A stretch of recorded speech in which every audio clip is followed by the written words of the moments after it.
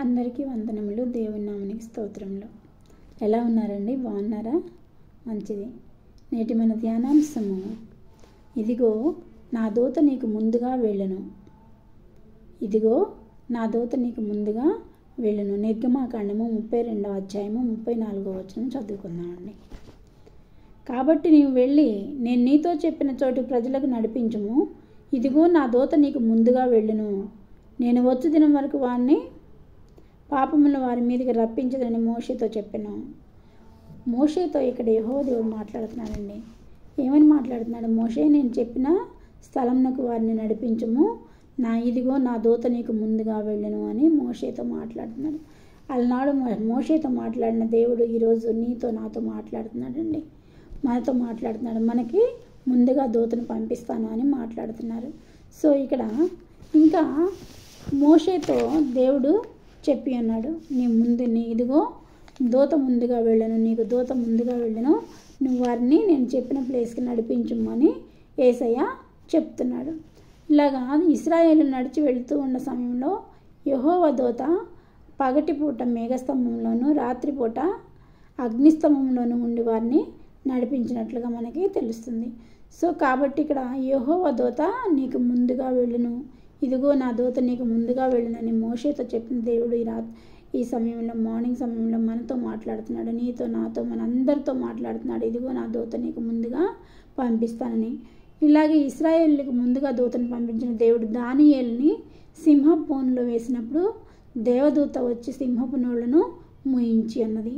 So దేవదూత దానియేలుకు తోడుగా ఉండి దానియేలు సింహాల బోనులో పడివేసినప్పుడు సింహపు నోళ్లను మూయించింది దేవదూత. ఆపివేసింది సింహాల నోళ్ళని, ఆపివేసింది దేవుని దూత. అలాగే మరి ఎవరి చుట్టూ ఇక్కడ దేవత ఇదిగో నా దూత నీకు ముందుగా వెళుతుందని చెప్పుతున్నాడు యేసయ్య. యెహోవా యందు భయభక్తులు గల వారి చుట్టూ ఆయన దూత కావలి ఉండి వారిని రక్షించును. ఆనాడు ఇశ్రాయేలుని రక్షించిన దేవదూత, దానియేలుని రక్షించిన దేవదూత మనల్ని కూడా యెహోవా యందు భయభక్తులు కలిగి ఉంటే మనల్ని కూడా రక్షిస్తుంది. ఇంకో విషయం ఏంటంటే దేవదూత మనకి మేలు చేయడానికి మనకు ముందుగా పంపించబడుతుంది. యేసు ప్రభువు సైనికులు పట్టుబడిన రాత్రి సైనికులు వచ్చి యేసు ప్రభువుని పట్టుకున్నప్పుడు పేతురు గారు తన కత్తి తీసి ఒకటి చెవి నరికి వేస్తాడు. అప్పుడు యేసు ప్రభు ఆ చెవిని తీసి అతనికి అంటించి, పేతురు నీ కత్తి నీ వరలో పెట్టుము, నేను కోరుకుంటే నా తండ్రి వేవేల దూత సైన్యాన్ని పంపించడా అని ఆయన రిక్తహస్తాలతో వారికి సమర్పించుకోవడం జరిగింది.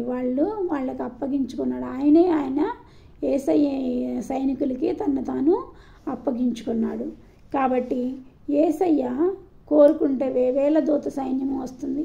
అలాగే యేసయ్య యందు భయభక్తులు కలిగిన పిల్లలు ప్రార్థిస్తే దూతలు వచ్చి వారికి ముందుగా నడిచి మార్గాన్ని సరళం చేస్తాయి.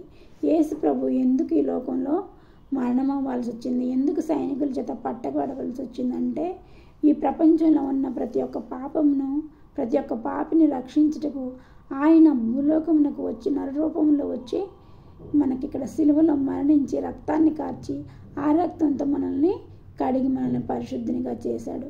ఆయన పరిశుద్ధుడు కాబట్టి ఆ పరిశుద్ధ రక్తంతో కడగబడిన వాళ్ళు కూడా పరిశుద్ధులుగాను నీతిమంతులుగాను ఎంచబడతారు. ఆయన నీతిమంతుడు కాబట్టి ఆ నీతిమంతుని రక్తంలో కడగబడిన వారు కూడా నీతిమంతులుగా ఎంచబడతారు. సో మన పాపమును రక్షించడం కోసం యేసయ్య శిలువ మరణం నొందాడు. కాబట్టి ఇంకా ఎవరైనా రక్షణ పొందని వారు ఉంటే ప్రభువైన యేసు దేవుడు నిజమైన దేవుడు అని నోటితో ఒప్పుకొని బాప్తీసం తీసుకున్నట్లయితే నీవు రక్షించబడతావు. దేవుడు నిన్ను ప్రభువైన యేసు నిజమైన రక్షకుడు, నిజమైన దేవుడు అని నోటితో ఒప్పుకుంటే నీవు రక్షింపబడతావు. రక్షింపబడిన నీవు బాప్తీసం తీసుకుంటే ఇంకా స్థిరపరచబడతావు, విశ్వాసిగా మారుతావు. సో ఇక్కడ యేసయ్య దేవదూతలు మనకు ముందుగా నడవాలంటే మనం ఏం చేయాలో చూద్దామండి.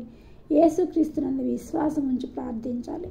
మొట్టమొదటిగా మనకి విశ్వాసం ఉండాలి, విశ్వాసంతో ప్రార్థించాలి.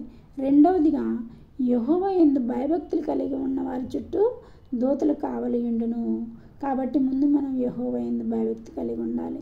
ఒకటి విశ్వాసంతో ప్రార్థించాలి, రెండు యెహోవా యందు భయభక్తులు కలిగి ఉండాలి, మూడు ఆయన చిత్తాన్ని వేడుకునే మనసు మనకు ఉండాలి. అయ్యా నీ చిత్తం నా పక్షంగా నెరవేర్చు అని వేడుకునే మనసు మనకు ఉండాలి. మనకిష్టమైనవన్నీ ఏసైకి దగ్గర పెట్టి ఇవన్నీ నెరవేర్చు అనుకోకుండా నీ చిత్తం ఏమైందో నెరవేర్చు ప్రభు అని అడిగే మనసు మనకి కలిగి ఉండాలి. నాలుగవది ఆయన చిత్తాన్ని నెరవేర్చమని అడిగే మనసు కలిగి ఉండాలి. ఆయన చిత్తాన్ని మన పక్షంగా నెరవేర్చమని అడగాలి. ఇలాగ మనం ప్రార్థించినట్లయితే దేవదూతలు మనకి సేవలు చేస్తారండి. దేవదూతలు మనకు ముందుగా నడుస్తారు. ఈ 4 మనం చేసినట్లయితే దేవదూతలు మనకు ముందుగా వెళ్ళి మన మార్గాన్ని సరళం చేస్తారు. సపోజ్ మనం ఏదైనా ఇంటర్వ్యూకి వెళ్తున్నాం అనుకోండి, ఇంటర్వ్యూ బోర్డులో మనం ఈ 4 మనం అనుసరించినట్లయితే ఇంటర్వ్యూ బోర్డులో మనకన్నా ముందు యేసయ్య ఉంటాడు. ఆ ఇంటర్వ్యూ బోర్డులో ఉన్న వాళ్ళతో మాట్లాడతారు. ఆ ఇంటర్వ్యూ మనకి ఫేవర్గా చేసేలాగా చేస్తారు. ఇలాగ చదువుకునే విద్యార్థులు ఇప్పుడు ఎగ్జామ్స్ టైం కాబట్టి బాగా చదువుకొని తర్వాత ప్రార్థన చేసుకున్నట్లయితే వారికి చదివిన మొత్తం జ్ఞాపకం వచ్చేలాగా చేస్తాడు యేసయ్య ఎగ్జామ్ హాల్లో. కాబట్టి ఆయన దూతలు కావలి ఉండి అన్ని జ్ఞాపకం చేయటం, అన్నీ మంచిగా రాసేలాగా చేయడం జరుగుతుంది. అలాగే మన ఎలాంటి ఇబ్బందులున్నా, శోధనలున్నా, వేదనలున్నా ప్రభు అయిన యేసు దగ్గర మనం నోటితో ఒప్పుకొని యేసయ్య నాకు ఈ శోధన ఉంది, ఈ వేదన ఉంది తీసివేయమంటే యేసయ్య మనకి తీసివేసే దేవుడు. కాబట్టి ఈ రీతిగా ప్రార్థించి ఆయన దూతలను మనకి ముందుగా నడిపించేలాగా కోరుకుంటూ దేవుడిని వాక్యాన్ని ముగిస్తున్నాను. చిన్న ప్రార్థన చేసుకుందామండి.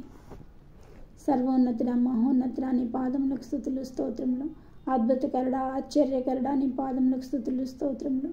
ఇదిగో ప్రభా, ఈ ఉదయకాలంలో మీరు మాట్లాడుతున్నారు. ఇదిగో నా దూత నీకు ముందుగా వెళ్ళను అని మోషేతో మాట్లాడిన మీరు నాతో మాట్లాడుతున్నారు తండ్రి. మాకు ముందుగా మీరు వెళ్ళి మార్గమును సరళం చేయండి ప్రభా. మీ దూతలను పంపించి మార్గమును సరళం చేయండి ప్రభా.